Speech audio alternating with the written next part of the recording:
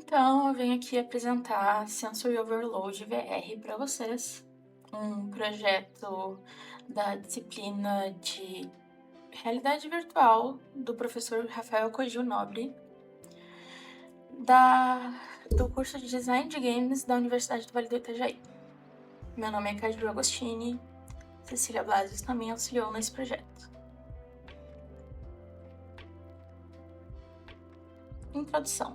Então, gente, Sensory Overload é um jogo de realidade virtual que coloca o jogador no papel de uma pessoa autista, vivenciando uma manhã comum e com o único objetivo de comer o café da manhã.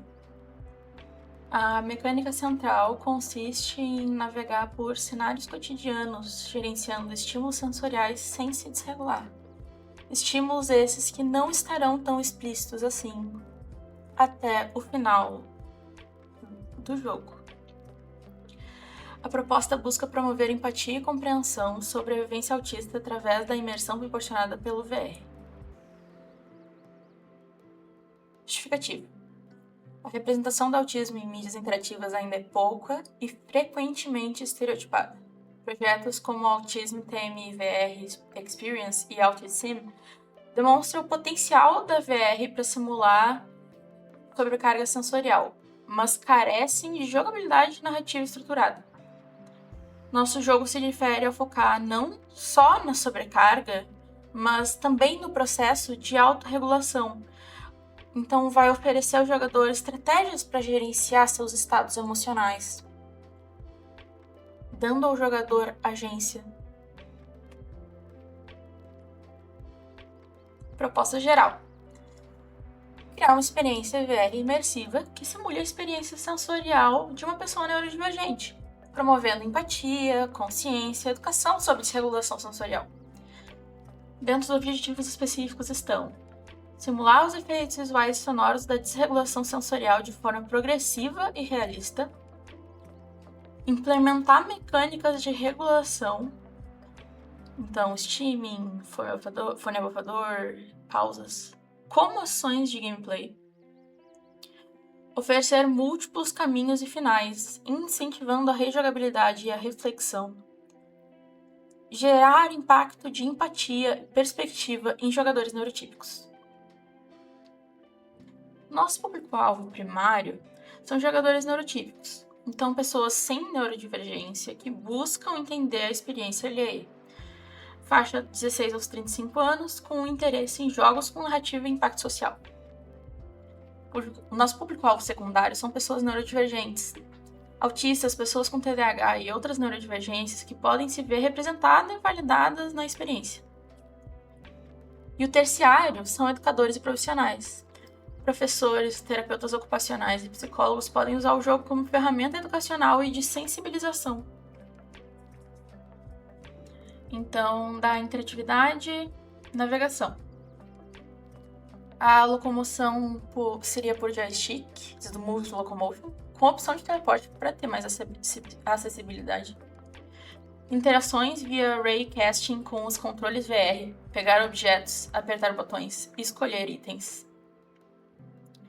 Botão de steaming mapeado para gatilho do controle, disponível em todos os momentos, mas terão momentos que haverão certas dificuldades ao usá-lo. Então, a gente também quer fazer um menu diegético. O smartphone do personagem é a interface de inventário e mapa. E o campo de visão se estreita no nível baixo de regulação, que é o efeito de túnel visual. Da questão da interatividade da imersão. Então, a gente quer que a regulação seja visual. Então, a paleta de cores vai se saturar progressivamente, a tela vai estreitar em estado críticos, textos se tornam difíceis de ler, visão fica turva ou enevoada. A gente também quer que a regulação seja sonora. Sons ambiente aumentam de volume e tom em níveis baixos de regulação, diminuem em níveis altos e ficam abafados com o uso de proteção auditiva. Delays e palavras ininteligíveis, quando em estado desregulado, simulam a dificuldade de processamento. Mecânicas temporais. Então, vai ter um medidor de fome que aumenta ao longo do tempo, mas ele não é visível o tempo todo. Ele cria um sentido de urgência, mas ele dificulta o planejamento. Regulação motora. O movimento da cabeça fica mais lento em estados de baixa regulação. Respostas a comandos apresentam latência, falta de coordenação motora fina. Certos movimentos auxiliam na regulação. Software. A gente decidiu por usar o máximo de coisas open source e gratuitas que a gente podia. Então a gente escolheu o Game Engine. Como Game Engine, a gente escolheu a Godot. É leve, tem suporte nativo ao OpenXR, possui ampla documentação e é código aberto gratuito. Inclusive para publicação comercial de jogos desenvolvidos nele. Áudio e som, a gente escolheu o Fmod e o Audacity. O Audacity é gratuito e open source. A gente vai usar para edição de efeitos sonoros. E o Fmod é uma ferramenta mais completa, gratuita para projetos pequenos como esse. Para gráficos e vídeo, a gente decidiu usar o Blender e o Affinity. O Blender para os modelos 3D, por ser totalmente gratuito e open source. O Affinity é 100% gratuito e será usado para a produção de texturas e para UI. Sistema operacional, a gente pensou em Windows 10, 11 e Android. Windows 11 para o desenvolvimento e distribuição PCVR e Android para build para o MetaQuest Standalone. De hardware, os sistemas de entrada que a gente colocou algumas opções, né, de headset VR, MetaQuest 2 ou 3, Valve Index, HTC Vive, MetaQuest, V-Link. Controles de movimento com Phase, DOF e resposta áptica. E tracking de cabeça com 6 DOF para virar e olhar ao redor. Sistemas de processamento, a gente fez uma estimativa, claro. GPU mínimo, uma GTX 1060 ou uma RX 580. Um processador quad-core, então um Intel i5, um AMD Ryzen 5. Memória RAM, 16 GB recomendados. E para o desenvolvimento a gente precisa de specs superiores a isso. Sistemas de saídas são headset VR, a saída visual e auditiva principal. Áudio espacial com fones integrados ou externos para áudio 3D posicional. Haptics, vibração nos controles para feedback tátil ao tocar objetos com diferentes texturas. Então vamos aos pontos únicos do projeto. O projeto traz mecânicas de regulação como gameplay, então streaming, usar um fone abafador, pausas, são ações de gameplay, não só narrativas. O jogador aprende na prática o que são estratégias de regulação sensorial. Agência e rejogabilidade. Diferente de experiências VR passivas similares, aqui o jogador faz escolhas com consequências reais.